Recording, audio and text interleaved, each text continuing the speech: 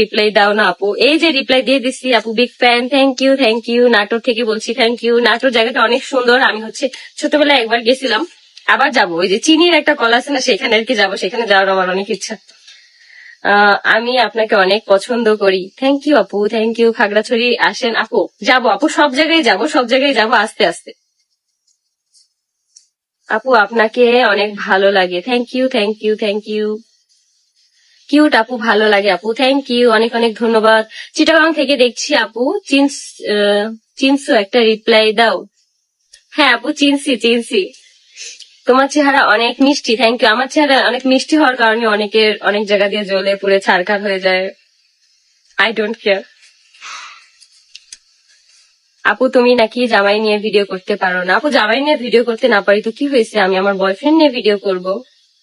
আর এখন আমি আমি কোন মানে কার জামাই নিয়ে ভিডিও করবো? আমার তো আর কারো জামাই নিয়ে টানাটানি করার কোনো স্বভাব নাই বা অভ্যাসও নাই। এগুলো একমাত্রই কি বলবো, কিছু বলার নেই। এখন আমার ডিভোর্স হয়ে গেছে, আমি এখন একজন ডিভোর্সি মহিলা বলতে গেলে। তার উপর আমার একটা বাচ্চা আছে। কারো জামাইয়ের উপর হাত দেওয়ারই আমার কোনো ইচ্ছা নাই, আর রুচি মন মানুষের কোনোটাই নেই আমার। আমার কপালে আল্লাহ যা রাখছে তাই হবে। আমার যদি কপালে বিয়ে থাকে তাই হবে, যার সাথে বিয়ে লিখে রাখছে তাই হবে।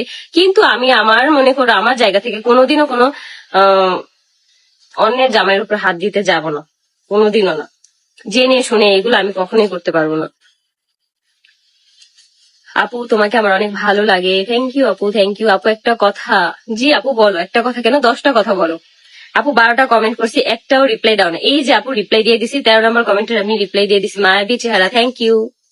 তোমরা যারা যারা এই মেডিসিনটা অর্ডার করতে চাও, তারা কিন্তু চাইলে অর্ডার কনফার্ম করে দিতে পারো। ফুলকপির ভালোবাসা নিও। ফুলকপি তো দিলে না, ফুলকপিটা দিলেও অনেক লাভ হইতো, কারণ আমি ফুলকপির পাকোড়া খাইতে অনেক বেশি পছন্দ করি। আমার কারো জামাই নিয়ে টানাটানি করার অভ্যাস নেই, কারণ আমার বয়ফ্রেন্ড আছে। জামাই নেই তা কি হয়েছে, বয়ফ্রেন্ড তো আছে, আমি তাকে নিয়ে এখন থেকে টানাটানি করব। কিন্তু অন্য কারো মতো অন্যের জামাই নিয়ে টানা হিসরা আমি কখনোই করব না। এবার লাইভে এসে এই কথাগুলো যে তিশাকে উদ্দেশ্য করে আঁকি বলল, সেটা কিন্তু তার লাইভের ভিডিওর মাধ্যমেই বোঝা গেল। তো ভিউয়ার্স, আঁকি হঠাৎ করে কেন তিশাকে উদ্দেশ্য করে এই কথাগুলো লাইভে বলে তিশাকে চরম লেভেলের অপমান করে ছাড়লো? কি ঘটনা তাহলে নতুন করে আবার ঘটেছে আঁখি এবং তিশার মধ্যে?